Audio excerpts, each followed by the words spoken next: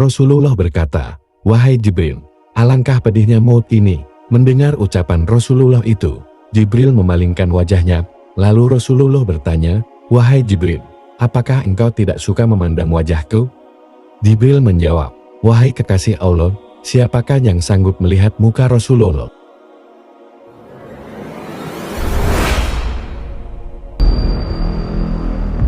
Assalamualaikum warahmatullahi wabarakatuh. Detik-detik wafatnya Rasulullah Shallallahu Alaihi Wasallam. Isyarat dekatnya ajal Rasulullah dimulai ketika beliau beriktikaf selama 20 hari di bulan Ramadan tahun 10 Hijriah. Malaikat Jibril mengulang Al-Quran hingga 2 kali dalam tahun itu bersama Rasulullah. Kemudian di Padang Arafah saat haji wada Rasulullah bersabda, "Aku tidak tahu pasti, barangkali setelah tahunku ini, aku tidak akan bertemu lagi dengan kalian di tempat wukuf ini untuk selamanya." Sabda beliau di Jamratul Aqobah, "Ambil dariku manasik kalian cara-cara menunaikan ibadah haji, sepertinya setelah tahunku ini aku tidak berkesempatan lagi untuk menunaikan haji." Selain itu pada pertengahan hari-hari tasyrik, turun kepada beliau surah An-Nasr. Dengan turunnya surah itu, beliau semakin yakin saat perpisahan telah tiba dan pemberitahuan akan datangnya ajal sudah sampai. Pada bulan Safar 11 Hijriah Rasulullah pergi ke Gunung Uhud dan mendoakan para syuhada yang dikubur di sana. Rasulullah kemudian beranjak menuju mimbar seraya bersabda, "Sesungguhnya aku yang mendahului kalian, dan sesungguhnya aku menjadi saksi terhadap kalian. Demi Allah, sungguh saat ini aku sedang melihat liang kuburku. Kepadaku telah diserahkan kunci-kunci perbendaharaan bumi atau kunci-kunci bumi, dan demi Allah, aku tidak mengkhawatirkan kalian akan musyrik setelahku. Akan tetapi aku takutkan kalian akan berlomba-lomba mendapatkan kunci-kunci itu." Hadis riwayat Al-Bukhari dan Muslim. Di lain malam, Rasulullah keluar menuju Baqi, lalu meminta ampunan untuk mereka yang dikebumikan, seraya bersabda, "Assalamualaikum, wahai para penghuni kubur. Rasakanlah kemudahan keadaan yang sedang kalian alami dibanding keadaan yang sedang terjadi pada orang-orang yang masih hidup. Fitnah-fitnah telah datang seumpama potongan-potongan malam gelap gulita yang ujung potongannya mengikuti awal potongan lainnya. Hari akhirat lebih berat daripada dunia." Pada akhir perkataannya, Rasulullah menyampaikan kabar gembira kepada mereka dengan mengucapkan, "Sesungguhnya kami akan menyusul kalian semua."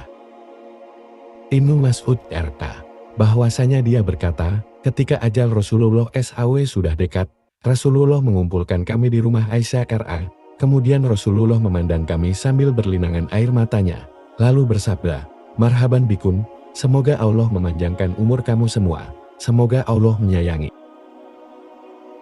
menolong, dan memberikan petunjuk kepada kamu.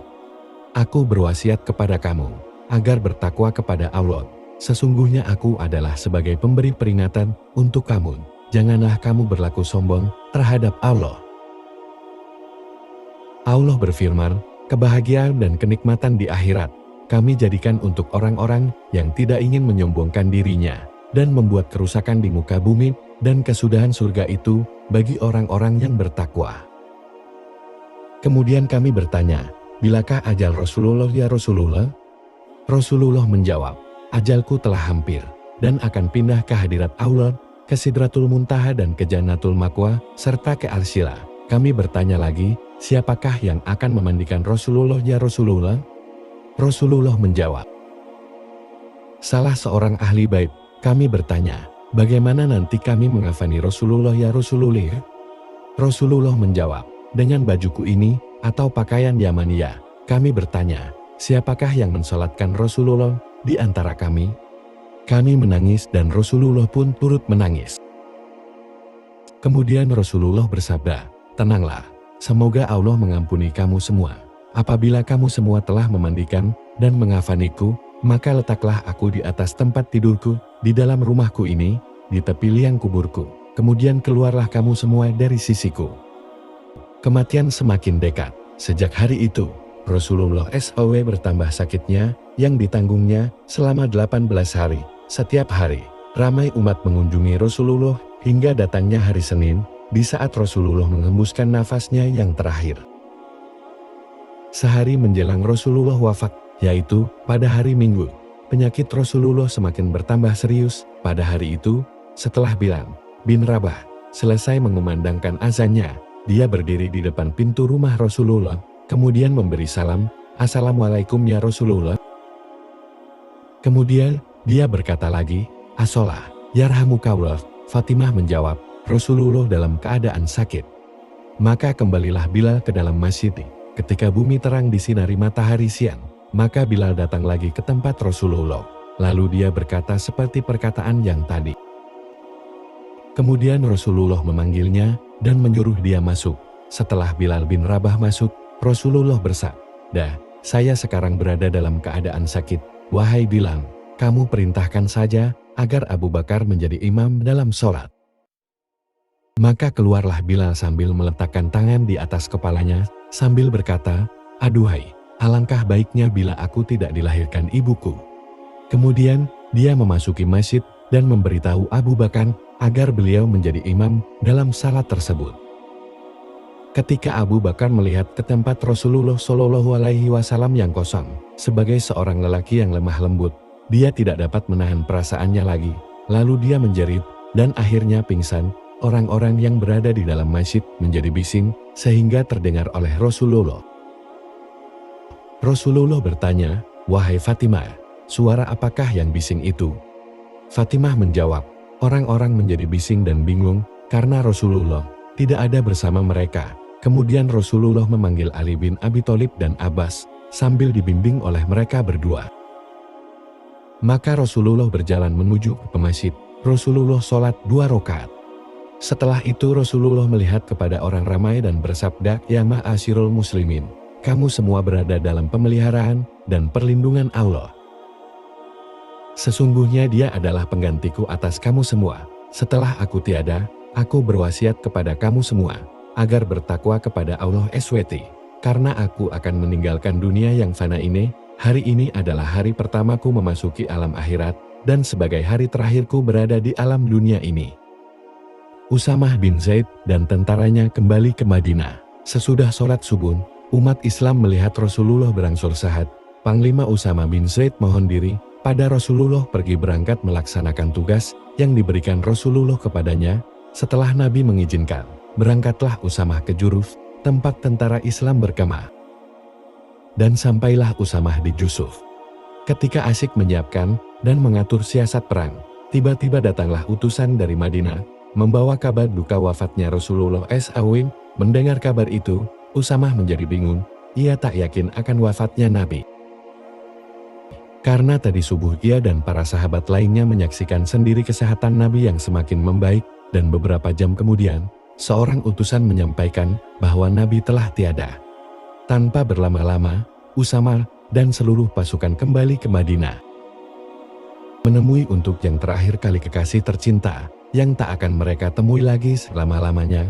Lalu pulanglah pasukan itu, dibungkus kesedihan yang mendalam dan duka membalut sepanjang perjalanan mereka. Malaikat maut datang bertamu. Esoknya, yaitu pada Senin, Allah mewahyukan kepada malaikat maut supaya turun ke bumi menemui Rasulullah SAW dengan berpakaian sebaik-baiknya. Allah menyuruh malaikat maut mencabut nyawa Rasulullah SAW dengan lemah lembut. Seandainya Rasulullah menyuruhnya masuk, maka dia dibolehkan masuk. Tetapi jika Rasulullah tidak mengizinkannya, dia tidak boleh masuk dan hendaklah dia kembali saja. Maka turunlah malaikat maut untuk menunaikan perintah Allah SWT. Dia menyamar sebagai orang biasa. Setelah sampai di depan pintu tempat kediaman Rasulullah, malaikat maut pun berkata, "Assalamualaikum wahai ahli rumah kenabian, sumber wahyu dan risalah." Fatimah pun keluar menemuinya dan berkata kepada tamunya itu, "Wahai Abdullah hamba Allah, Rasulullah sekarang dalam keadaan sakit." Kemudian malaikat maut itu memberi salam lagi. "Assalamualaikum, bolehkah saya masuk?" Akhirnya Rasulullah SAW mendengar suara malaikat maut itu. Lalu Rasulullah bertanya kepada putrinya Fatimah, "Siapakah yang ada di muka pintu itu?" Fatimah menjawab, "Seorang lelaki memanggil Rasulullah. Saya katakan kepadanya bahwa Rasulullah dalam keadaan sakit." Kemudian dia memanggil sekali lagi dengan suara yang menggetarkan sukman. Rasulullah bersabda, tahukah kamu siapakah dia? Fatimah menjawab, tidak wahai Rasulullah. Lalu Rasulullah menjelaskan, wahai Fatimah, dia adalah pengusir kelezatan, pemutus keinginan, pemisah jamaah, dan yang meramaikan kubur. Kemudian Rasulullah bersabda, masuklah, wahai malaikat maut. Maka masuklah malaikat maut itu sambil mengucapkan, Assalamualaikum ya Rasulullah.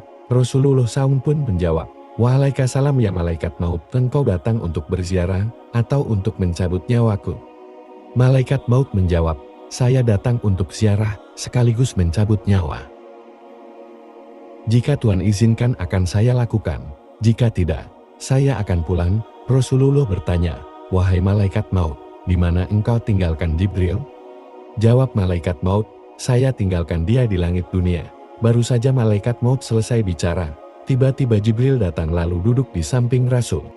Maka bersabdalah Rasulullah, wahai Jibril, tidakkah engkau mengetahui bahwa ajalku telah dekat?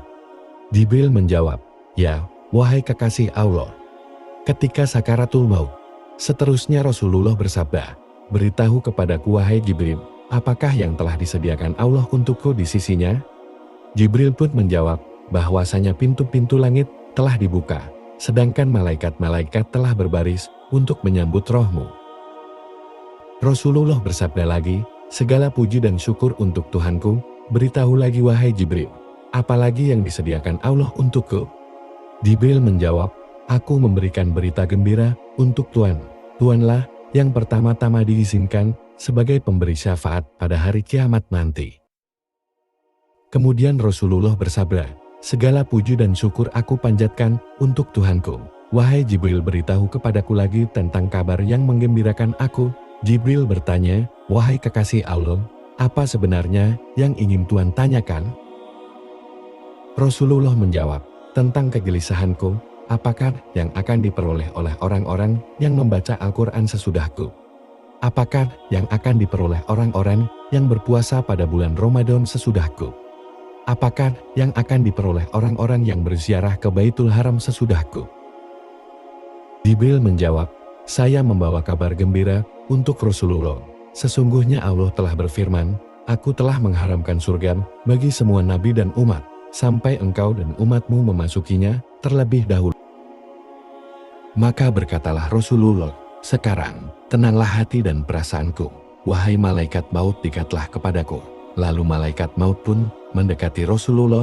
Ali bertanya, wahai Rasulullah, siapakah yang akan memandikan Rasulullah dan siapakah yang akan mengafaninya?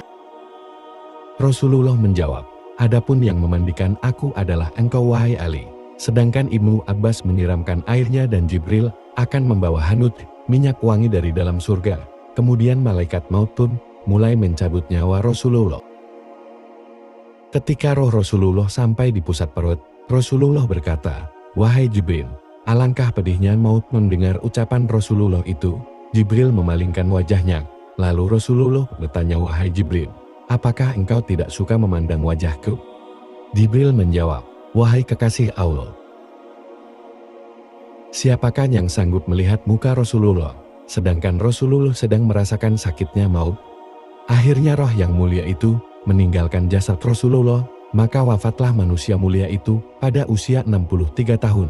Semoga Allah senantiasa mencurahkan sholawatnya kepada baginda Nabi Muhammad SAW, memuliakannya dan mengagungkannya. Wassalamualaikum.